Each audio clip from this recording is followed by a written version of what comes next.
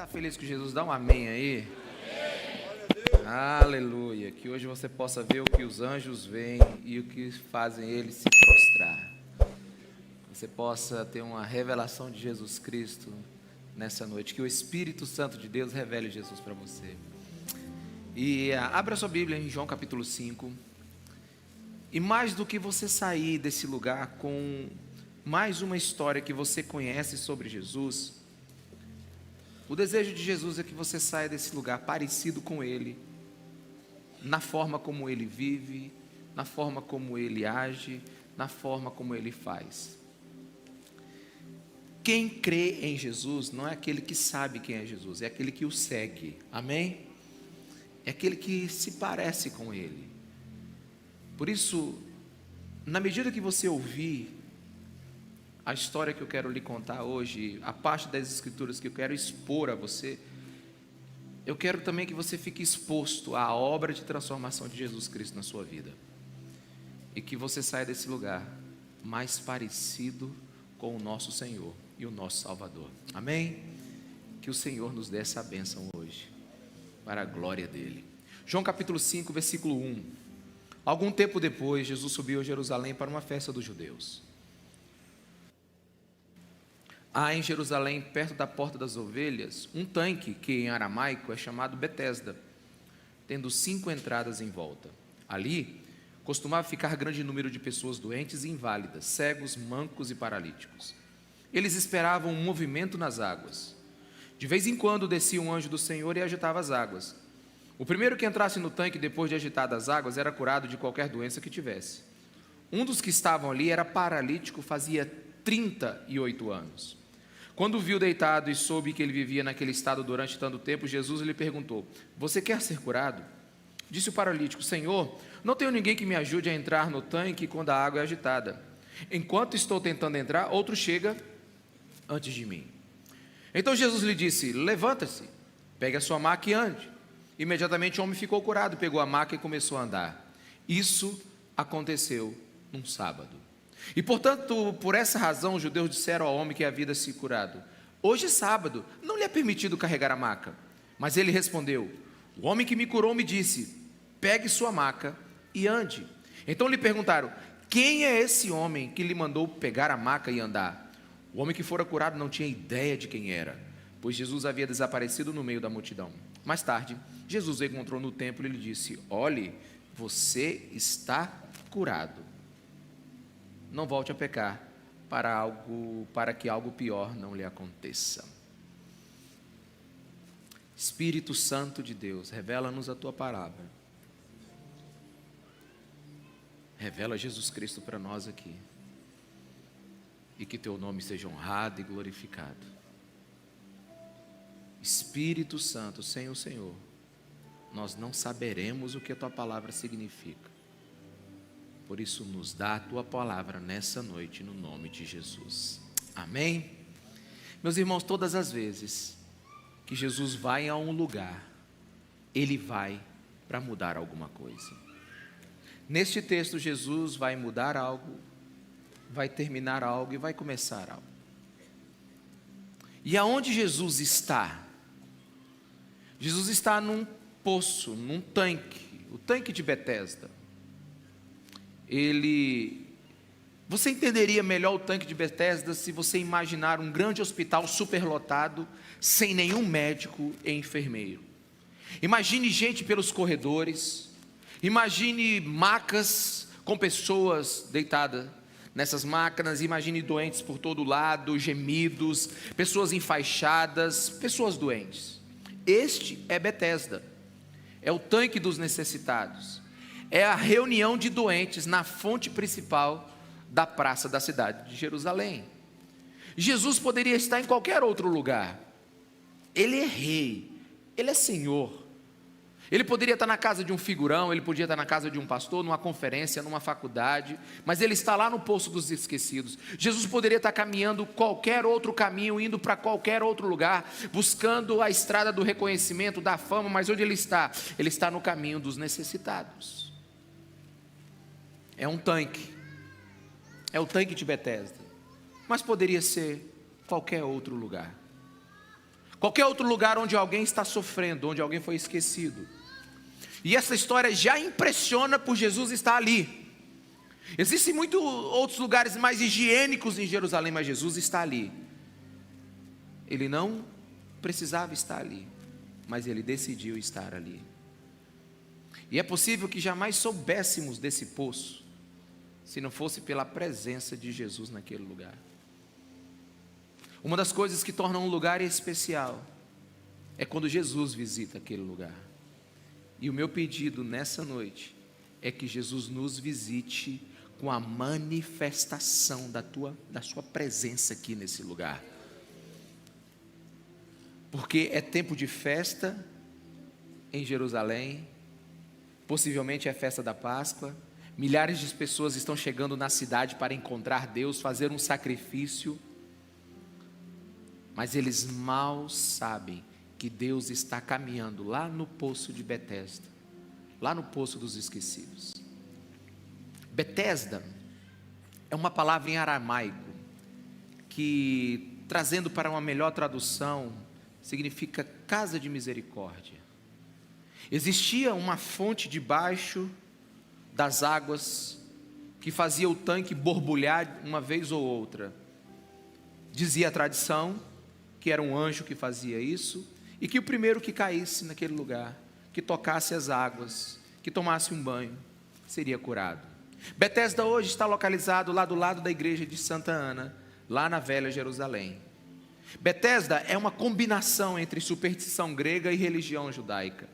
Aqui a gente não pode afirmar que realmente um anjo fazia o que fazia. A gente não sabe exatamente se isso é só uma crença popular. Não me parece ser a fé do evangelista João.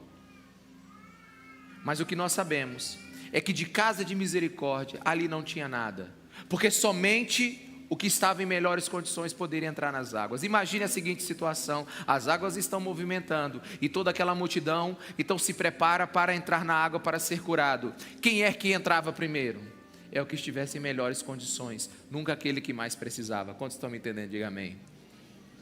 Então ali era o poço do mérito, era o poço de quem chegasse primeiro. E Jesus sabia muito bem o que estava fazendo naquele lugar. Ele iria ressignificar aquele lugar, porque pela primeira vez a verdadeira misericórdia entrou naquele tanque. E Jesus percebeu que um dos que chegaram ali, um dos que estavam ali era um homem que tinha 38 anos. E preste atenção, quando a misericórdia chega num lugar, ela vê, ela pergunta e ela age. A Bíblia diz no versículo 6 que Jesus viu aquele homem e soube que ele estava naquela circunstância. Como eu falei no começo do culto, eu não quero que você apenas saia com uma história na sua cabeça, eu quero que você saia com uma atitude no seu coração. Jesus viu aquele homem, soube da sua história e ele agiu, porque faz parte da misericórdia ir, conhecer e agir. Sabendo da sua história, Jesus então chegou para aquele homem. Ele lhe fez uma pergunta: você quer ser curado? Para quem está há 4 décadas doente, parece uma pergunta sem sentido, talvez uma pergunta muito óbvia.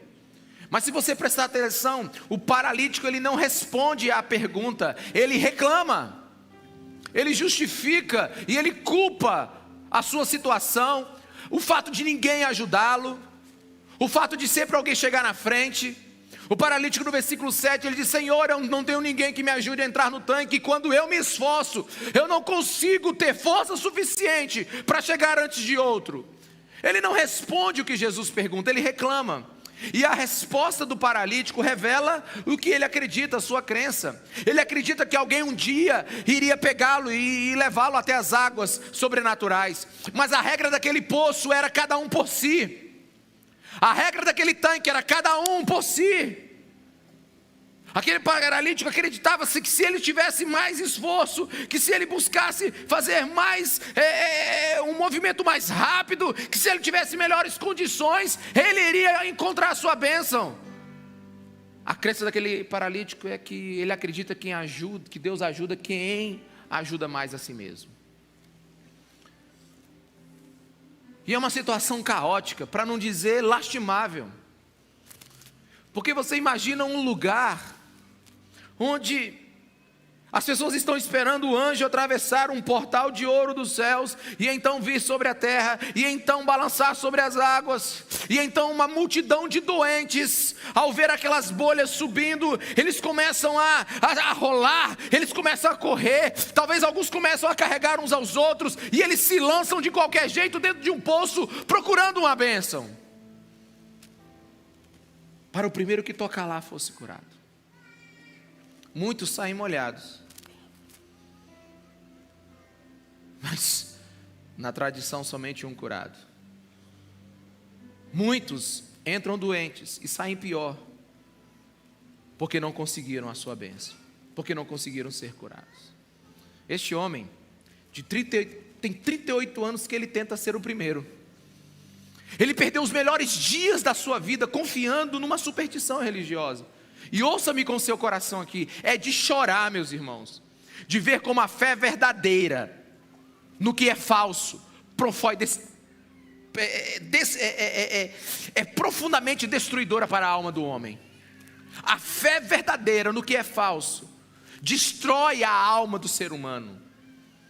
Existe muita religião nesse texto, e eu vou te mostrar na vida dos fariseus, dos legalistas, dos fiscais da lei, judeus, mas existe muita religião nesse homem. Eu encontrei muita religião por parte desse homem doente. Ele acredita numa tradição sem poder, ele acredita numa liturgia sem Deus, ele está esperando algo acontecer debaixo de uma crença. Veja o que esse homem imagina, o que ele pensa, o que ele crê. Ele acredita que Deus só age num lugar, com hora marcada, que só existe uma maneira, sabe? Ele conhecia a reputação do tanque, ele conhecia o ritual do tanque, ele conhecia a tradição do tanque, ele conhecia a história do tanque, mas ele não conhecia Deus. Ele limitou Deus a uma só ação. A gente pode até dar um desconto para ele,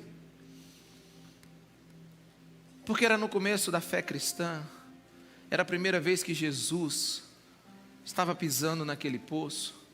Mas será que nós podemos dar esse desconto para nós hoje? Aquele homem poderia ter se perguntado: tem 38 anos que eu venho aqui, quantas pessoas já foram curadas? Tem 38 anos que eu venho aqui, qual é a minha chance de ser curado? Mas hoje não. Hoje muitos de nós já ouviram o Evangelho mais do que uma vez, e às vezes nós somos cegos por causa de uma religião. E a religião, ela fecha a mente. A religião, ela fecha os olhos. A religião consegue fazer algo incrível. Ela consegue esconder Deus. Consegue deixar Deus desapercebido num lugar. Eu queria que você imaginasse a seguinte situação.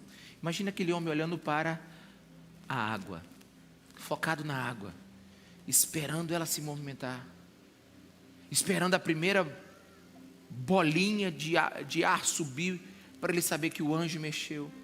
Só que ele está olhando para a água, e quem está do lado dele aqui? Jesus. Mas ele está tão focado numa crença falsa, que ele perde o Cristo verdadeiro do lado dele.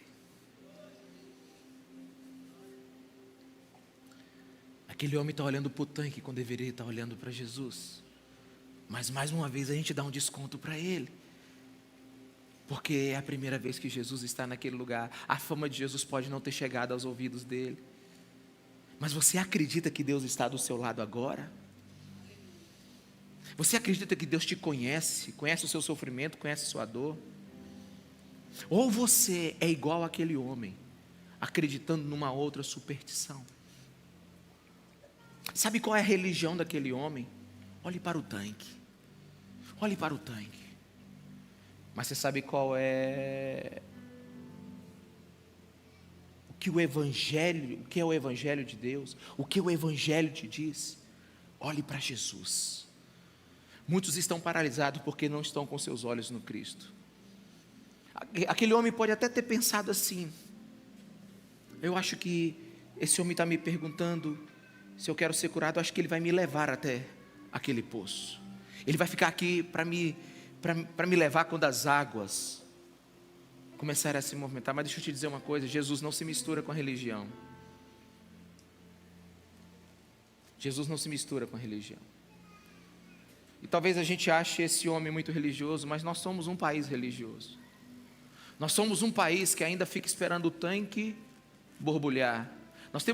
Nós acreditamos ainda que Deus opera através de um anjo que está agindo num tanque, uma superstição popular. E por que digo isso? Porque tem milhares, talvez milhões, que seguram uma corda bem ali em Belém.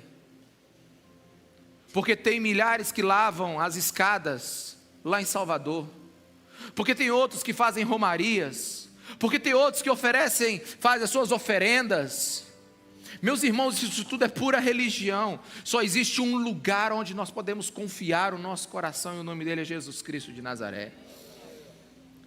E o interessante é que Jesus, no versículo 8, olha para esse homem e diz assim: levante-se, pegue sua maca e ande.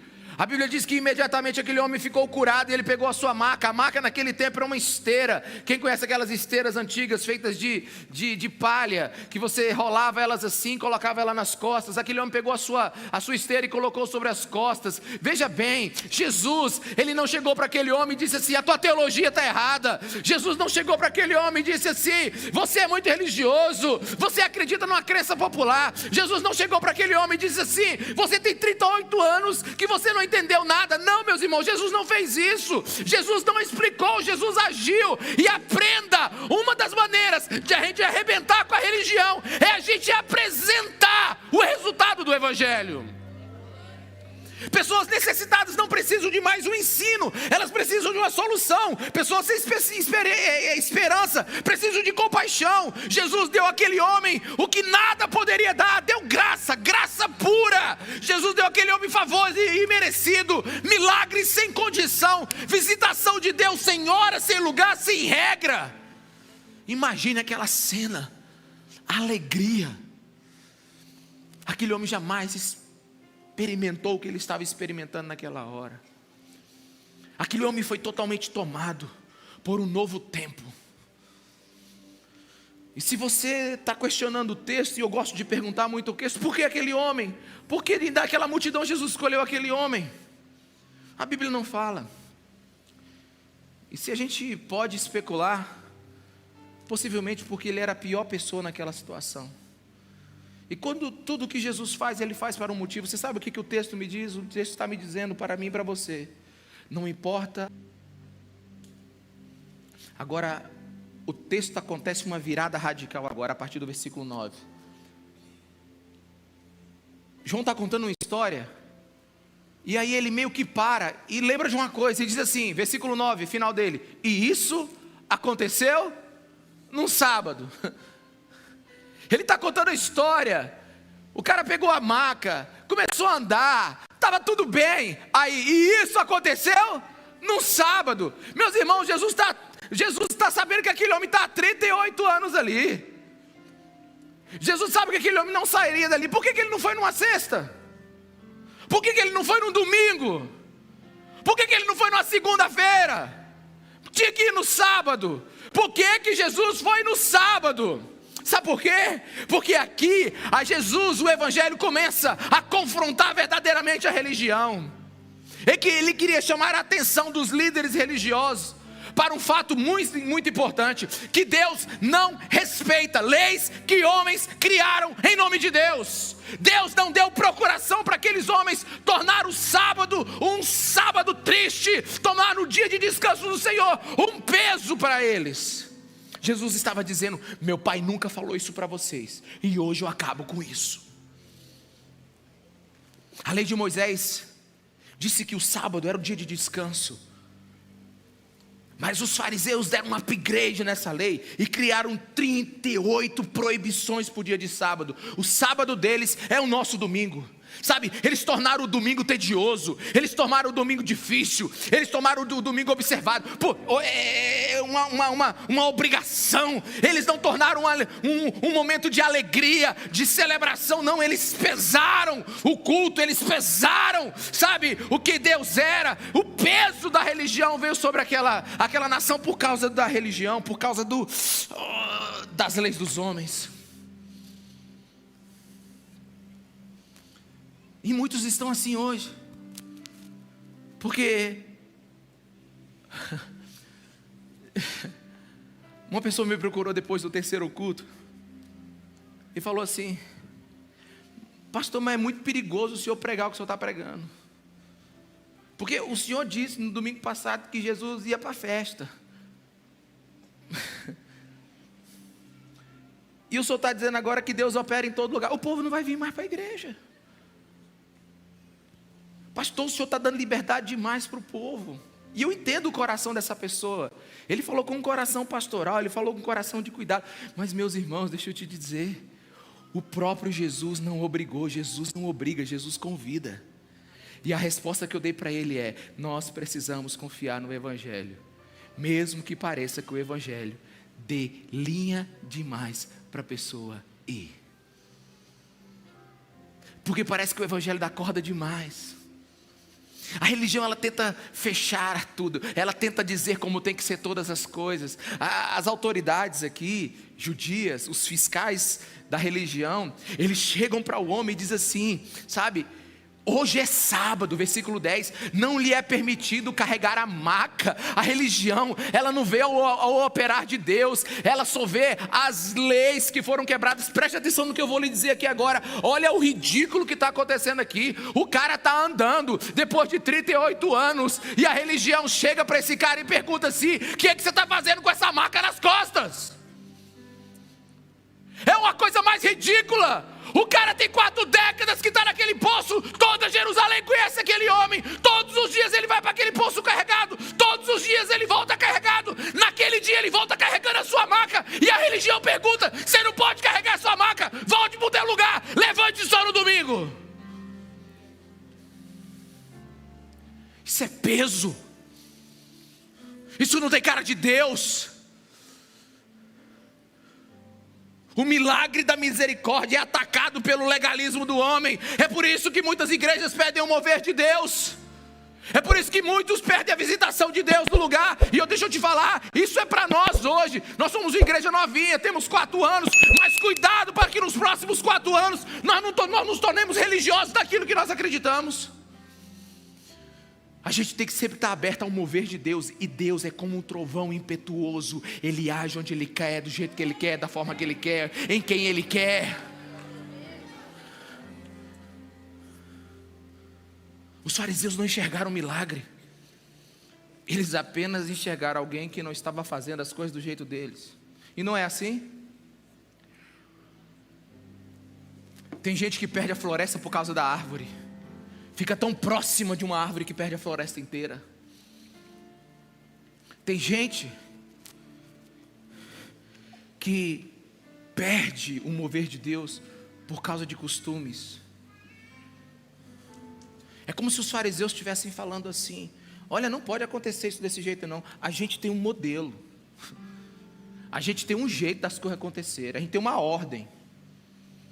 Agora veja o que é capaz da religião, veja o que a religião é capaz de fazer, meus irmãos. Preste atenção.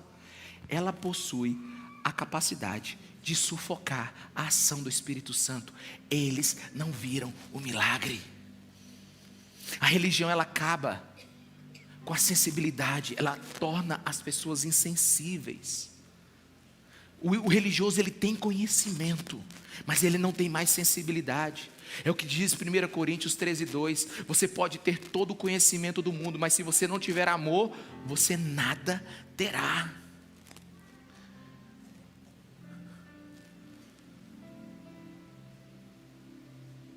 Me lembro uma vez que eu estava na igreja,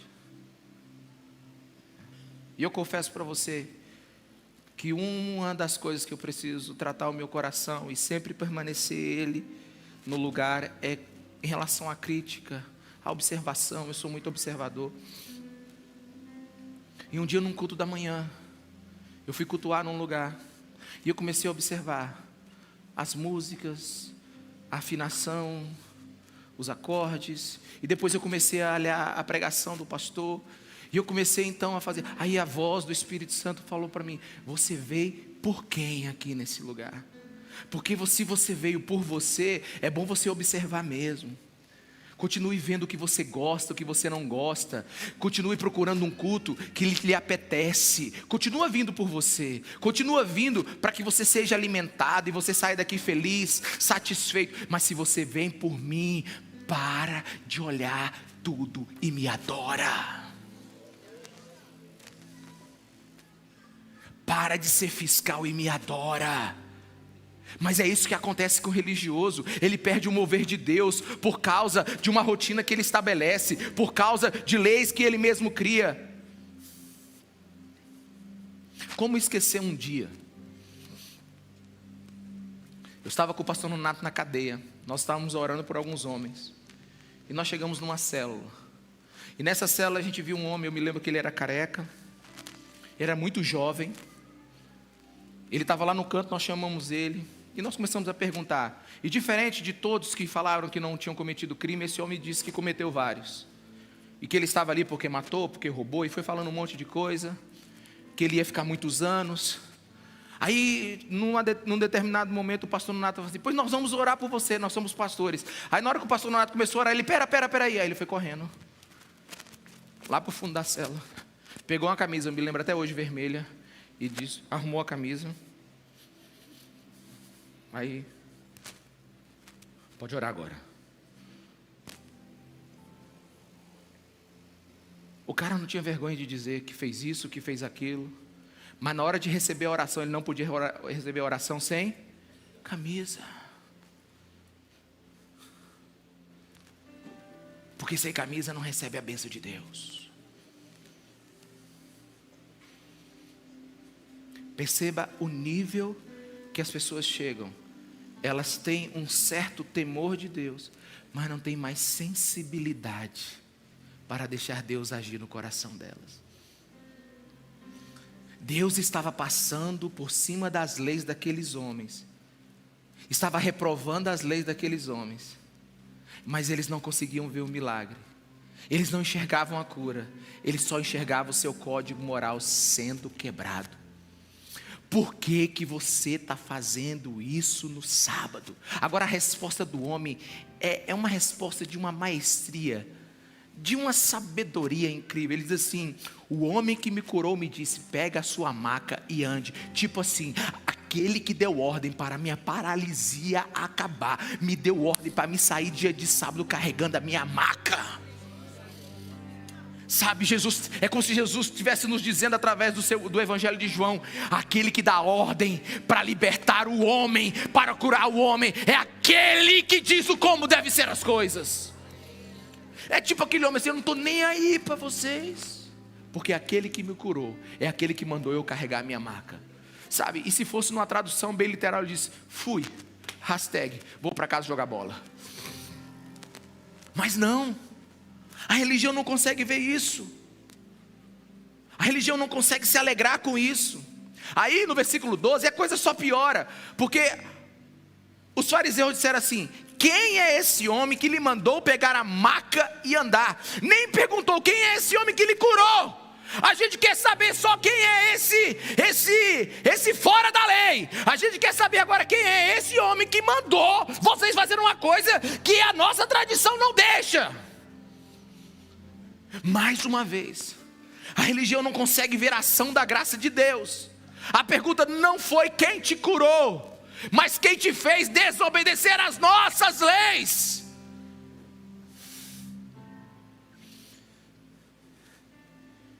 Jesus agora é um criminoso, procurado pela religião.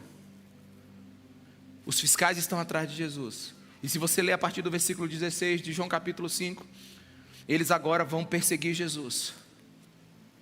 E no Evangelho de João vai dizer que quando Jesus ressuscita Lázaro, então eles decidem matá-lo. Sabe por quê? Porque Jesus, ele destrói o controle da religião. Aonde o Evangelho é pregado, não tem religião, meus irmãos. Aonde Jesus Cristo é o centro, não tem costumes humanos que permanecem, e principalmente aqueles que impedem a ação do Espírito Santo de Deus. A gente precisa fazer um detox espiritual. A gente precisa pedir para que Jesus tire esse verniz religioso da nossa vida. A gente precisa aprender a usufruir da graça de Deus que está sobre todos nós aqui, a ação do Espírito Santo. Quando a religião desce, a graça vem e toma conta do nosso coração. As pessoas mais cegas que existem são aquelas tomadas pelo engano da religião. Sabe, aqueles homens não viram outra coisa senão suas leis sendo quebradas. Sabe, é mais ou menos assim. Eu pensei, Senhor, como é que eu posso fazer uma analogia aqui para a pessoa entender o que aqueles homens estavam fazendo? É mais ou menos você ter um vizinho que é paraplégico. E o feriado de quinta-feira foi o feriado de Corpus Christi. Aí esse vizinho é sobrenaturalmente visitado pelo Espírito Santo de madrugada, e as pernas dele começam a andar. E esse cara, depois da vida inteira sem andar, ele começa a andar. Ele é seu vizinho, você conhece ele todo dia. Você sabe que ele tem o carro com acesso para a deficiência dele. Você sabe que ele anda de cadeira de roda. Você sabe que a casa dele toda é adaptada. Você já ajudou inclusive ele muitas vezes. E esse cara então, ele é curado por Deus naquela madrugada. Tente imaginar essa situação. E aí ele acorda, sabe, 4 horas da manhã, sabe, bota o tênis Adidas dele e ele bate na tua porta. Ei vizinho, bora correr. Aí o vizinho acorda de... Você é louco, bicho? Hoje é feriado, mano. Eu só tenho hoje para dormir até tarde. Vai correr sozinho. Aí pá. Aí o cara não enxerga o milagre. O vizinho dele está correndo. Mas ele está tão fechado no mundinho religioso dele que ele não consegue ver a graça de Deus operando na sua cara. Quantos estão me entendendo, meus irmãos? Diga amém. A religião acaba com a sensibilidade. O amor geralmente é morto pelo veneno da religião. E deixa eu te contar uma coisa sobre Lúcifer. Lúcifer é o maior teólogo que existe na terra. Ninguém conhece mais Deus nessa terra do que o diabo. Ele veio de lá. Não sabemos a eternidade que o Lúcifer passou com Deus lá no céu. Mas você sabe quando é que Lúcifer virou o diabo? É quando todo o conhecimento que ele teve não foi o suficiente para que aquele conhecimento gerasse amor por Deus. Satanás é a mais pura ausência de amor por Deus e amor por pessoas, mesmo tendo o conhecimento de quem Deus é. Veja a prioridade da religião. Quem te mandou desobedecer nossas leis? Não foi quem te curou. Só a religião cria situações ridículas como essa. Só a religião vê o mover de Deus acontecendo no lugar e o quer reprimir, porque é diferente do que Deus fez há muito tempo atrás. Quantos estão me entendendo? Diga amém. Só a religião quer calar a voz do novo de Deus, porque não é parecido com o que eles viveram.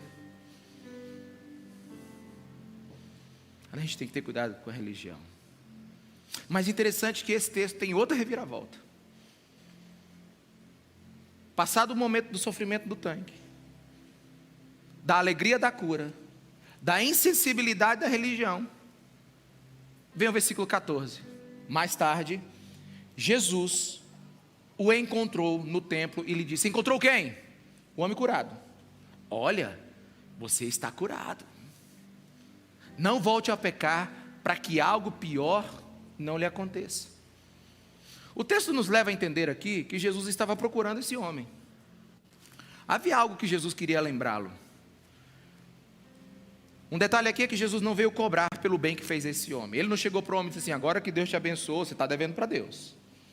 Não, ele não vê isso. Jesus fala 3 vezes nesse texto. Primeira, você quer ser curado? Segunda, pega a sua maca e ande. E terceira, agora que você está curado, não se afaste mais de Deus pecando, para que coisa pior não lhe aconteça. Meus irmãos, o que pode ser pior do que 38 anos sem pernas? O que pode ser pior com 38 anos sem andar? O que pode ser pior a isso? O que é pior do que não ter pernas? Eu vou lhe dizer o que é pior. É ter pernas que te levem ainda mais longe de Deus. Se novas pernas forem pernas apressadas para o pecado, seria melhor você não as telas. Quantos me entendem? Diga amém. Mateus 5:29, Jesus diz assim: seria melhor não ter o olho direito, se ele te faz pecar. Seria melhor você perder uma parte do seu corpo, do que todo ele ir para o inferno. O que Jesus está dizendo assim, cuidado. Jesus olha para esse homem e diz assim: você não está mais no tanque. Mas Jesus relembra que, não só esse homem, mas muitos, ao serem abençoados por Deus, esquece os votos que fizeram no leito de enfermidade. Ao serem abençoados por Deus, esquece os votos que fizeram em tempos de guerra, porque agora estão em paz. A restauração da saúde é acompanhada de perigos, é o que Jesus está dizendo. Agora aquele homem ele pode fazer o que quiser, porque ele só podia ficar no poço, mas agora ele tem saúde. Aquele homem ele era escravo, agora ele é livre. Aquele homem ele não tinha opções, agora ele tem várias. E Jesus está dizendo assim: cuidado, cuidado para você não se lambuzar com a bênção de Deus. Quão bom seria, é o que Jesus disse, que todos os curados e libertos lembrassem do que disseram antes de serem curados e libertos.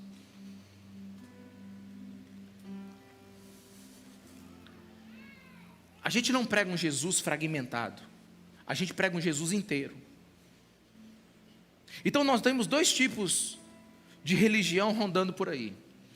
Nós temos a religião daquela que diz assim: olha, nós temos regras, nós temos princípios, nós temos os nossos valores, nós temos os nossos costumes, não faz diferente da gente, porque senão você não parece com a gente, você não faz parte da gente. Mas tem outra religião, que é os religiosos da não religiosidade. É aqueles que dizem assim: não, Deus é tão livre que a gente não precisa se preocupar com nada, tudo é no Espírito, tudo agora faz do jeito que você pensa. Olha, aqui na igreja, aqui não tem nada, aqui a gente é livre. Deixa eu te falar, Jesus, ele não é religioso, mas ele tem princípios e tem regras. Então assim, a igreja hoje ela erra por dois extremos. Ela erra por ser uma igreja apressada em segurar as suas inflexíveis modos de viver do passado, mas também agora quando ela se liberta, ela acha que é tudo como se fosse a casa da mãe Maria, da mãe Joana. Jesus está dizendo para ele: homem, você é livre agora, mas presta atenção, Deus tem princípios.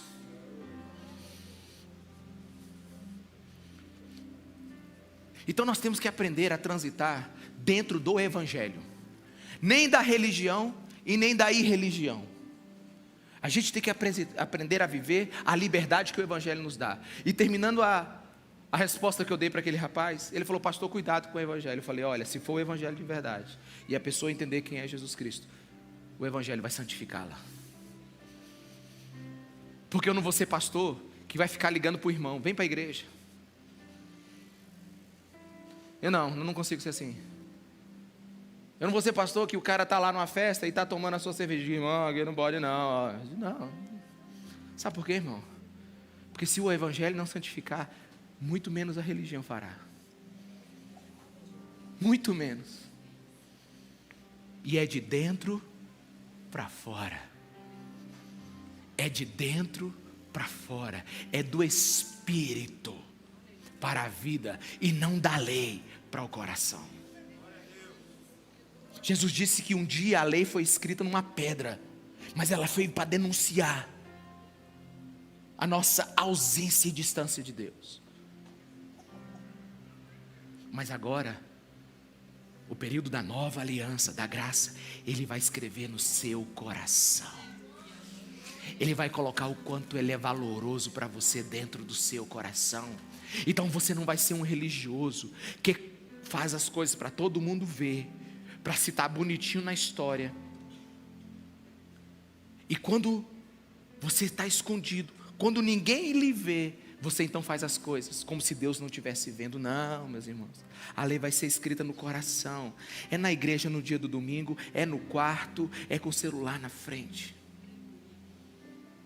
Sabe, é uma vida de verdade. Não é um conjunto de regras onde você precisa se descobrir de quem eu sou.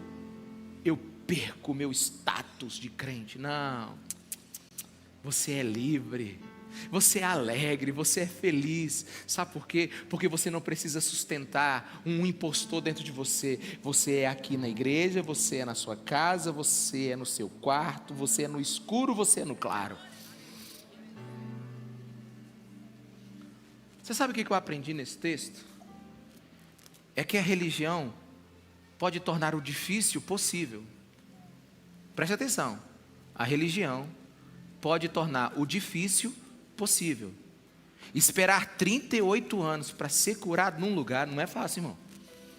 Mas a religião torna o difícil possível. A religião torna o difícil possível. Você parecer ser engomadinho, ser crente.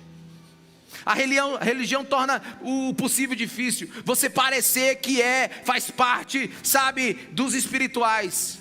A religião faz o difícil parecer possível, mas nunca vai fazer o impossível ser fácil. Levanta e anda. A religião, ela vai tornar o difícil possível, mas nunca vai tornar o impossível fácil. Você sabe o que é o impossível? É você sair desse lugar completamente transformado. É você sair desse lugar completamente tocado pelo Espírito Santo. É você sair desse lugar completamente outro. Porque isso é impossível para os homens, mas é possível para Deus. E é muito melhor desejar o impossível fácil do que o possível difícil. Mas vamos tornar a coisa bem pessoal agora para a gente terminar. Imagine que Jesus está chegando aqui agora. Só tem você aqui. E Ele olha para você e diz assim: você quer ser curado? O que você responderia? Jesus está perguntando: você reconhece que precisa de ajuda? Ou nas palavras do Evangelho, você precisa de um Salvador? Você sabe que está doente pelo seu pecado? Você sabe que é inadequado para se salvar? Porque aquele homem diz assim: enquanto eu estou tentando, o outro chega na frente. É verdade, a gente nunca pode se salvar. Podemos tentar de diversas maneiras, usar com todas as nossas forças, mas a descrição desse homem no versículo 7 é a descrição de todo homem que está ouvindo hoje a palavra de Deus aqui nesse lugar. É a descrição de todos aqueles que fazem parte do universo da humanidade. A total incapacidade de resolver o seu problema. Somente Jesus faz milagres e somente Jesus nos liberta. Acredite em mim, a gente não consegue se curar. Acredite em mim, água nenhuma vai se mover. Você não vai conseguir pernas espirituais novas se não for pelo poder do Espírito Santo, pela graça de Deus. Não foi o paralítico que viu Jesus, foi Jesus que o viu. Jesus está aqui hoje. E diferente daquele paralítico, meu irmão, foi a primeira vez. Não, alguns de vocês já ouviram o Evangelho uma vez atrás outra. O que você está esperando? As águas se moverem? O que você está esperando? O anjo descer? O que você está esperando? Sentir alguma coisa? Será que Betesda vai se repetir aqui de novo? Que desculpa você vai dar? Ninguém me levou, ninguém me carregou. Quando eu tentei não deu. Não dá, irmão, não dá, não dá, não dá. Esses são os últimos dias, e o Senhor está levantando uma igreja que só depende dEle. Ele não quer religião, Ele quer relacionamento. Ele não quer eu acho, Ele quer fé. E fé não tem nada a ver com o que você sente, tem a ver com o que você crê. Você está esperando o quê? Sentir o quê? Você já ouviu? Eu não culpo aquele homem pela ignorância, mas nós hoje, de uma coisa eu tenho certeza, de uma coisa eu tenho certeza, de uma coisa eu tenho certeza. A maioria, se não a totalidade aqui, já conhece Jesus Cristo e ainda está esperando o quê? Por qual motivo? E a minha oração desde o ano passado é: Senhor, santifica o salvo e salva o perdido. Que Deus abra seus olhos hoje pelo poder do Espírito Santo.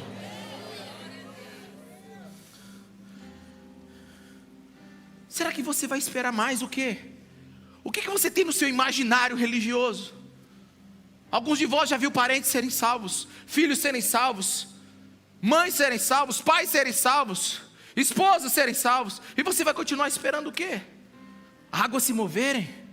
Deixa eu te falar uma coisa, olha para mim, o maior movimento, a maior onda da eternidade já foi movida. Foi Jesus Cristo ter saído do seu trono lá no céu, encarnado numa virgem, sabe, ficado 33 anos nessa terra, morreu numa cruz pelos nossos pecados, no terceiro dia ressuscita em glória, ascende aos céus e está intercedendo para você entender de vez essa história hoje.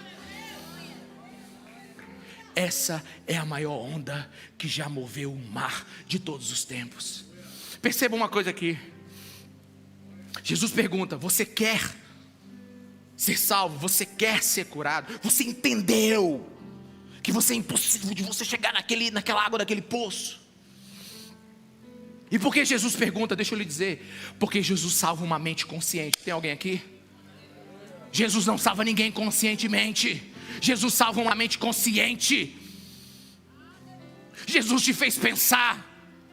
O Espírito Santo agora está falando com você, e você está brigando com ele agora, sabe por quê? Porque Jesus não fala, sabe, com uma mente ignorante, ele fala com uma mente consciente. Agora veja bem, ele não perguntou se o homem conseguia, ele não perguntou se o homem tentou, ele perguntou se o homem precisava.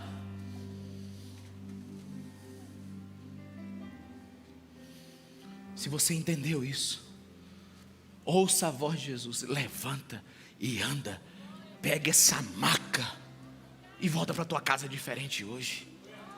Porque o poço da religião, ele gera disputa e seletividade. Só entra quem consegue, só chega lá quem tem condições. Mas no Evangelho, presta atenção, irmão, você tem graça, que é para todo aquele que nele crê. E deixa eu te dizer uma coisa, você não precisa de um tanque, não hoje. Você precisa de Jesus, e esse você o tem. Que a graça de Deus alcance seu coração hoje, e que a palavra de Deus revele aquilo que só o Espírito Santo pode lhe dizer através dela. Fica de pé no seu lugar, vamos orar.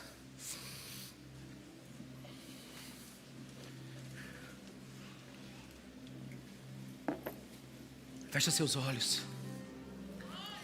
Isso. Fecha seus olhos. Doce Espírito de Deus.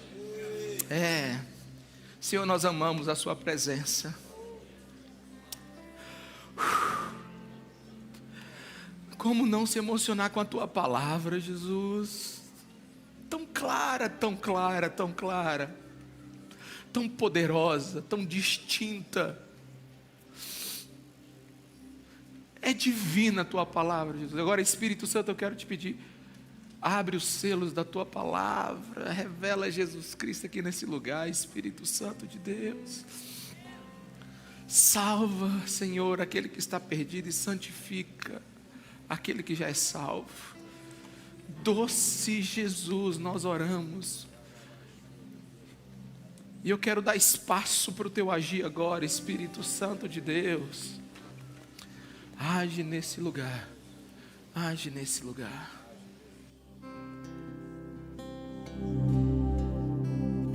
Filho de Deus, que tira o pecado do mundo, o Messias adorado, esperado por nós.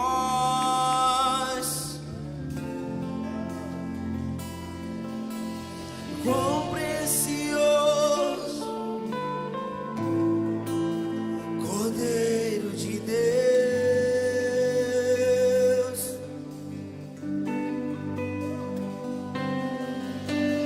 Quão precioso, Cordeiro de Deus.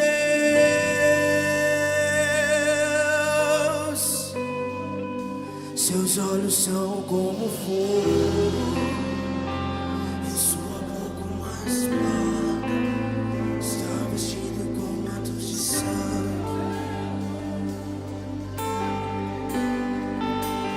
Seus olhos são como fogo, e sua boca uma espada, está vestido com mantos de sangue.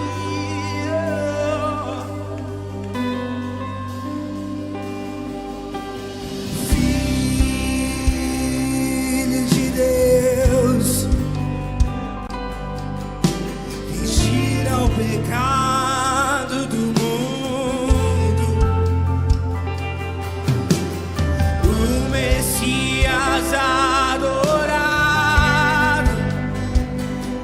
esperado por nós.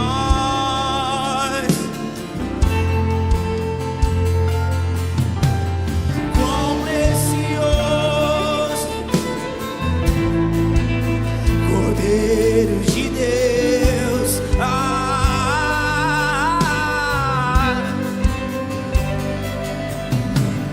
quão precioso, Cordeiro de Deus.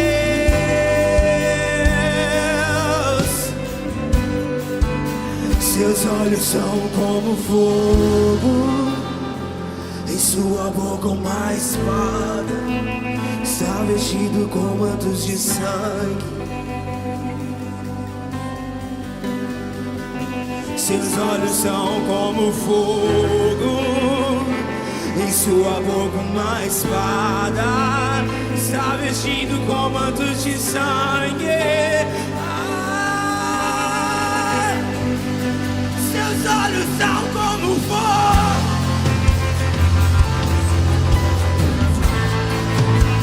está vestido com mantos de sangue. Seus olhos são como fogo, em sua boca uma espada, está vestido com mantos de sangue.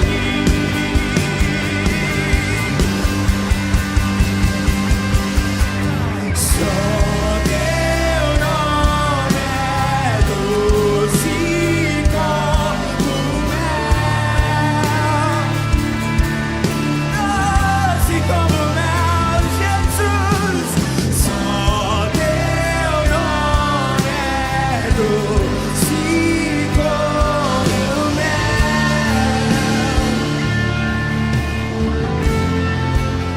Ah, Jesus! Ah, Jesus!